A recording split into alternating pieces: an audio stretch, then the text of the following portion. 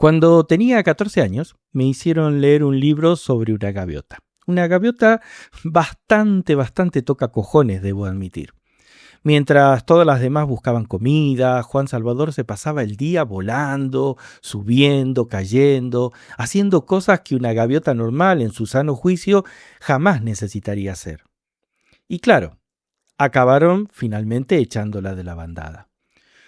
Yo leí aquella historia en el instituto y durante años pensé que había entendido el libro.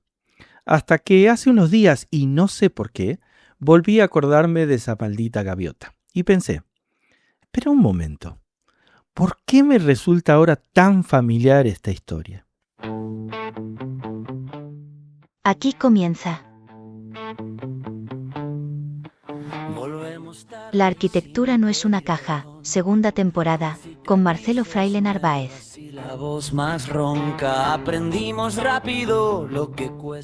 La arquitectura no es una caja. Un programa hecho con amor y sin miedo a incomodar. Nos miraron raro por no encajar, por no sonreír. Muy buenos días. Muy buenas tardes.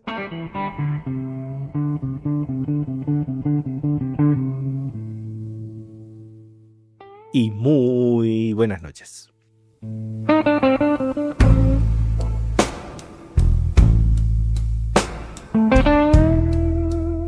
Cuando estaba en primer año del instituto en la asignatura de lenguas, me hicieron leer un libro que se llamaba Juan Salvador Gaviota. Juan Salvador Gaviota es un libro escrito por Richard Bach. Yo tendría, 13, 14 años, y claro, a esa edad, con todas las hormonas en plena ebullición, que te manden a leer la historia de una gaviota tampoco parece así como el comienzo de una gran aventura intelectual, ¿no? A ver, es una gaviota, ¿qué puede pasar? Pierde una sardina, se enamora de otra gaviota, tiene un problema con un barco, no sé, pero en realidad no. El libro, Juan Salvador, el personaje principal del cuento, tiene un problema bastante serio. A este bicho le gusta volar. Ya sé, es una gaviota, no es un calamar, pero hasta aquí Richard Bach tampoco se había roto demasiado la cabeza en la historia, ¿no? Pero el problema es que a Juan le gusta demasiado volar. El tipo le gusta mucho, es casi una obsesión nivel tipo Dios. En tanto que las demás gaviotas vuelan porque tienen que hacerlo para buscar comida, para desplazarse, para sobrevivir, para escapar, qué sé yo. Pero Juan no. Juan quiere saber hasta dónde puede llegar volando. El bicho sube, baja, acelera, intenta hacer giros, se cae, vuelve a subir, prueba otra vez. El tipo se pasa el día practicando al punto de a veces hasta olvidarse de buscar comida, ¿no? Y mientras abajo toda la bandada está ocupada en asuntos razonablemente de gaviotas. Pero mientras tanto Juan está a cientos de metros intentando perfeccionar una maniobra nueva, una maniobra completamente inútil para una gaviota. Y eso empieza a molestar. Primero, obviamente, preocupa a su familia, es el famoso, qué sé yo, es como el primo raro de los cumpleaños familiares. Pero después comienza a desconcertar a más gaviotas. Más tarde Juan se convierte como en una especie de rarito de la comunidad de gaviotas. Hasta que finalmente, la muerte anunciada lo expulsan definitivamente de la bandada, que vaya a volar a otra parte, ¿no? Claro, cuando leí este libro, tenía 14 años, supongo que entendí el mensaje más evidente. Sé diferente, persigue tus sueños, no dejes que nadie te diga lo que puedes hacer. La frase bonita, esa frase inspiracional que puedes ponerle en una taza para leerla los lunes por la mañana cuando querés que todo el mundo se muera, ¿no? Pero ahora, varios años después, volví a pensar un poquito en Juan Salvador. Y me di cuenta que quizás lo interesante no es que fuera diferente, sino que había otra cosa. Juan estaba haciendo algo que su comunidad consideraba absolutamente innecesario. Y eso cambia bastante la historia. Porque, a ver, las bandadas no son idiotas, las gaviotas tienen que comer, tienen que sobrevivir y para ellas el volar es simplemente un medio para conseguir otra cosa, en este caso la comida. Pero en el caso de Juan había cometido una especie como de herejía. Había agarrado una actividad que todos daban por perfectamente entendida y se había hecho una pregunta. Él se preguntaba, ¿y si sirve para algo más esto de volar? Espera un momento, esto me suena terriblemente familiar.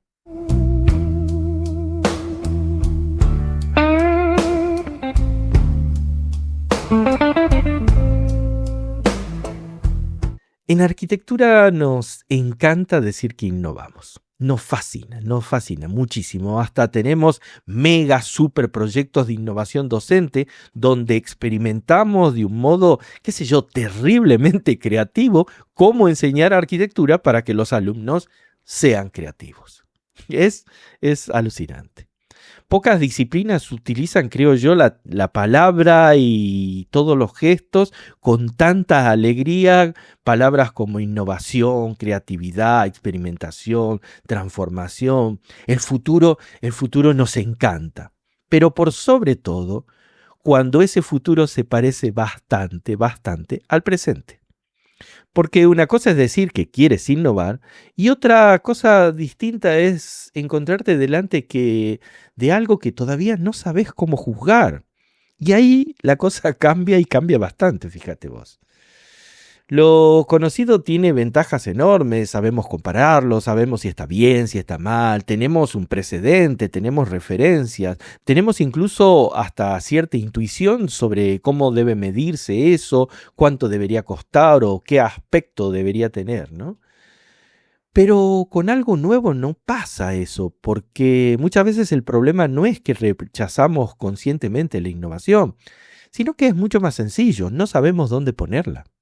Creo que esto se ve muy bien en el tema de la enseñanza, porque imagínate, un estudiante aparece con una idea que sale de lo convencional, sale de lo previsto, y enseguida, como profesores, intentamos buscarle algún parentesco, ¿no? A ver, explícame cuáles son tus referentes. La pregunta está bien, es concreta, yo mismo la hago todo el tiempo a mis alumnos, pero algunas veces la pregunta tiene un pequeño truco, un pequeño tufillo ahí escondido, ¿no? Porque no estamos buscando solamente qué cosas ha leído el estudiante, qué cosas ha consultado, qué bibliografía. Estamos intentando tranquilizarnos de algún modo. Necesitamos que aquello que nos está mostrando venga de algún sitio conocido. Si puede decir, qué sé yo, que estudió a Le Corbusier, a Mies, a Zaha o a lo que sea, entonces, vale, esto tiene algo de, ahí tiene una ventana corrida, tiene unos pilotes, y ahí respiramos más tranquilo. Ya estoy más tranquilo, ya por lo menos veo algo conocido, ya está. Lo raro es raro, pero tiene algo familiar. Ahora sí ya podemos evaluarlo. Pero el problema llega cuando no encontramos esa casilla.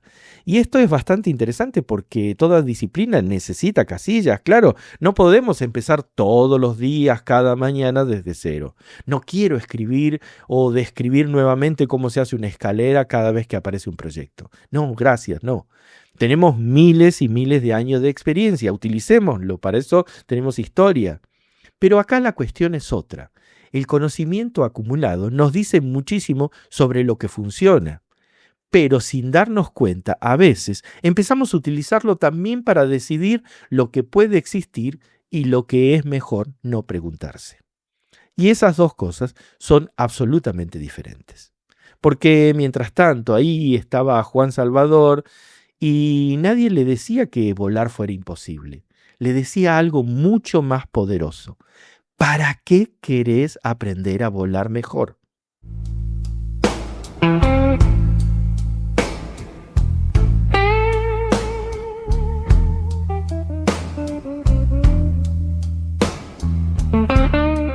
Hace años vi una película que me encanta. Me gusta mucho esta película. Se llama El Manantial. Digamos que no es una película de superestreno. A ver, la película es de 1949. Actúa Gary Cooper, que interpreta al personaje fundamental de la película, que es Howard Roark. Específicamente es un estudiante de arquitectura que al final termina expulsado de la escuela porque se niega a proyectar como sus profesores consideran que debería hacerlo. Roark quería hacer una arquitectura moderna, esta de edificios de fachadas planas, de bloques de hormigón, de grandes ventanas de cristal.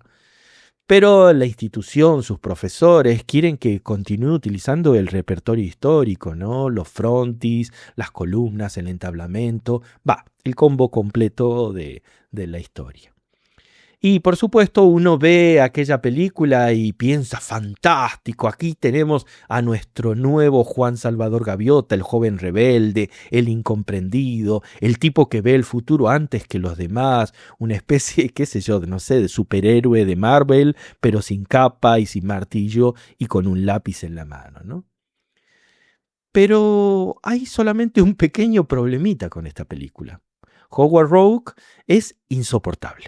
Es insoportable. No sé si Anne Ray pretendía que uno quisiera parecerse a él, pero trabajar en un estudio con él debería haber sido una experiencia bastante intensa y bastante desagradable. Pero más allá de eso, la historia tiene algo que siempre me ha parecido fascinante.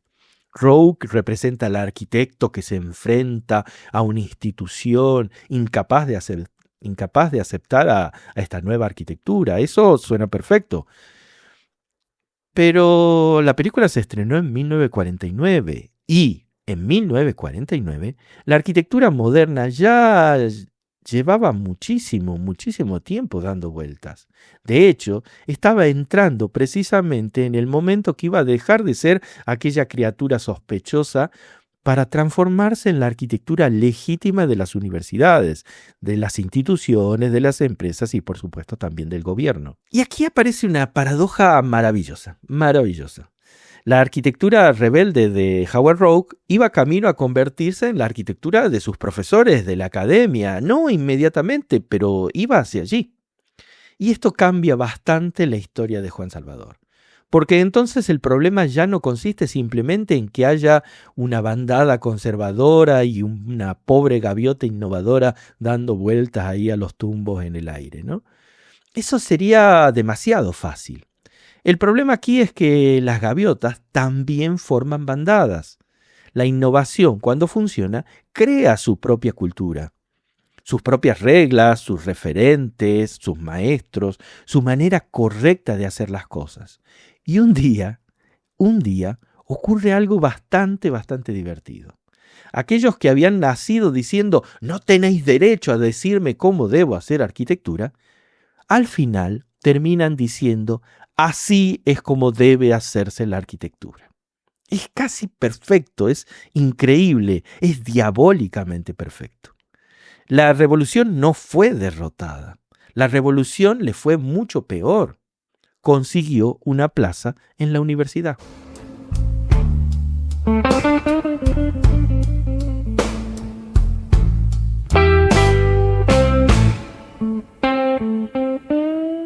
Y aquí creo que Juan Salvador Gaviota y El Manantial se separan. Porque hay algo de Roark que siempre me ha resultado bastante sospechoso y podríamos decir un poquito desagradable. Y es que tantas veces escucho la idea de este genio solitario, ¿no? El individuo excepcional contra todos, el arquitecto que sale y el pobre, el resto del mundo que no lo entiende, ¿no? Es una imagen muy fuerte, muy potente. Hollywood hace uso de esta imagen todo el tiempo. Y a los arquitectos, nos encanta, nos gusta muchísimo, quizás demasiado, porque nos permite pensar que si alguno cuestiona nuestros proyectos, existe una posibilidad bastante agradable, de que seamos unos genios incomprendidos. Claro, esa idea del genio incomprendido es mucho mejor que la otra alternativa, que el proyecto sea malo, que sea una puta mierda. Pero en la historia de Juan Salvador Gaviota, este no se quedaba solo. Eso es lo importante. cuando lo expulsan de la bandada, acaba encontrándose con otros raritos como él, otros que también quieren aprender. Y entonces empieza a ocurrir algo que me interesa mucho más que la historia de ese héroe aislado. Aparece una comunidad alternativa, porque quizás la contracultura nunca haya sido realmente la historia de un tipo extraordinario que se enfrenta al mundo. Quizás necesita algo más, necesita que una persona haga una pregunta rara, sí, pero después necesita encontrar a otros y a otra y a otra y a otra, hasta que aquello que parecía una anomalía empieza a producir conocimiento. Una diferencia individual puede desaparecer, pero una comunidad puede inventar otra manera de hacer las cosas. Y de pronto la contracultura deja de ser simplemente la oposición y empieza a construir, y eso cambia muchísimo, muchísimo la cuestión. Porque ya no se trata de gritarle a la bandada desde lejos, se trata de demostrar que existe otra manera de volar.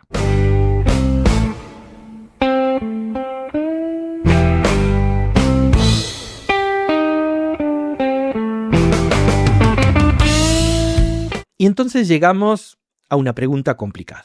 ¿Qué sería hoy la contracultura arquitectónica? Porque no creo que sea hacer edificios más raros. Eso ya lo sabemos hacer perfectamente. Hemos conseguido que un edificio pueda parecer prácticamente cualquier cosa. Cualquier cosa.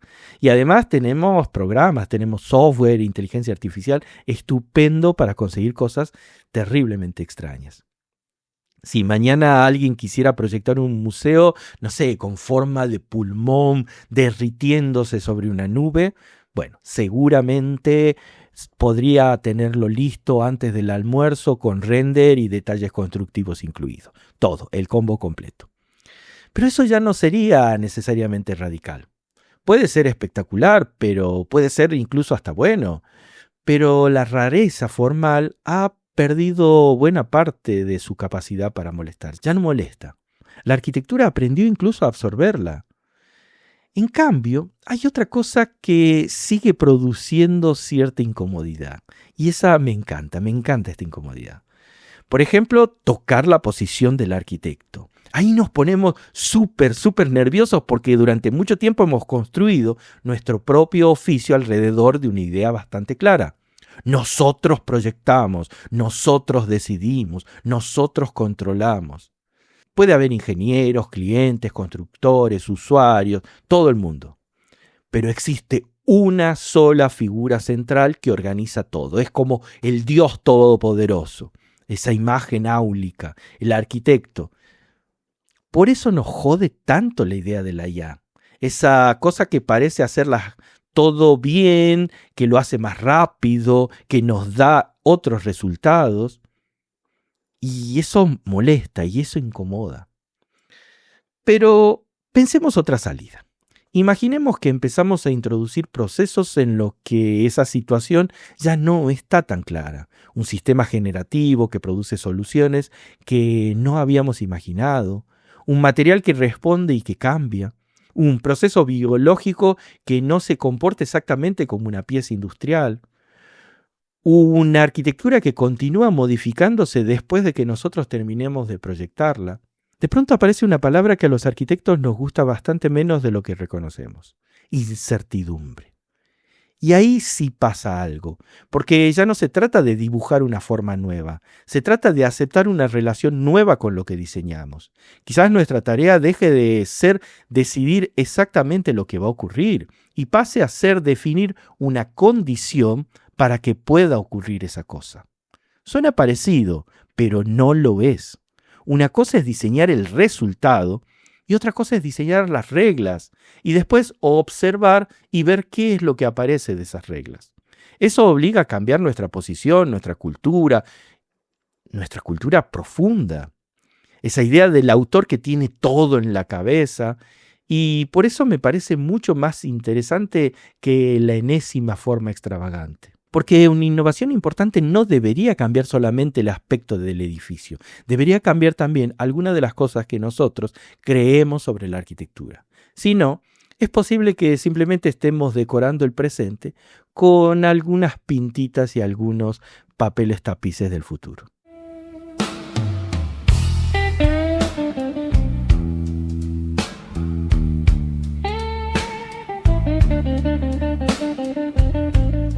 Y quizás por eso sigo recordando aquel libro. Han pasado bastante años de mi última lectura de ese libro y resulta curioso porque he olvidado una cantidad enorme de cosas que estudié en el instituto. Muchísimas. Algunas debo reconocer con auténtico entusiasmo, como los putos números imaginarios o la determinación de las variables de la impedancia eléctrica en un motor trifásico. Pero sin embargo, me acuerdo de la jodida gaviota tocacojones de Juan Salvador. Y ahora creo entender por qué. Porque Juan Salvador Gaviota no hablaba solamente de alguien que quiere ser libre. Habla de algo bastante más incómodo. Habla del momento en que uno descubre que las reglas del mundo y las reglas de su comunidad no son necesariamente la misma cosa. La bandada no estaba equivocada, no estaba en un error. Eso es lo mejor de la historia. Sabía perfectamente cómo sobrevivir, cómo conseguir comida. Había acumulado experiencia, tenía un sistema que funcionaba. Juan no necesitaba destruirlo. Solamente necesitaba comprobar si había algo más. Quizás esa sea también una buena definición de contracultura. No destruir todo lo anterior, no hacer todo lo contrario por deporte, ni vestirse de negro y ponerse muy serio en una fotografía, sino detectar una posibilidad allí donde las demás partes habían dejado de buscar. Y después probarla. ¿Puede salir mal? Sí, claro. Probablemente muchas veces salga mal. Pero si sale bien, ocurre algo extraordinario. Lo que parecía inútil empieza a producir conocimiento. Lo que parecía una anomalía encuentra a otros. Y lo que parecía imposible acaba ampliando un poco más el mundo. Claro que entonces aparece el siguiente problema. Algún día esos nuevos conocimientos también se van a convertir en reglas y habrá que volver a mirar hacia arriba. Porque quizás en ese momento haya otras gaviotas haciendo algunas estupideces ahí en lo alto, a 300 metros de altura. Y seguramente alguien estará abajo preguntando, ¿pero qué coño hacen esos bichos allá arriba? Yo no sé si la arquitectura odia realmente a las gaviotas. El título quizás sea un poco injusto. Creo que ocurre algo bastante más divertido. La arquitectura odia a las gaviotas hasta que descubre que tenían razón. Entonces las estudia, las publica, las premia y finalmente enseña a los estudiantes a volar exactamente como ellas. Y ahí necesitamos que aparezcan otras nuevas gaviotas.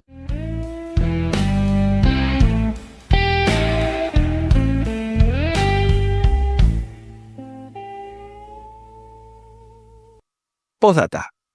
Si te quedaste con ganas de más, seguimos la conversación en X como @frailemarcelo o en Instagram en @marcefraile.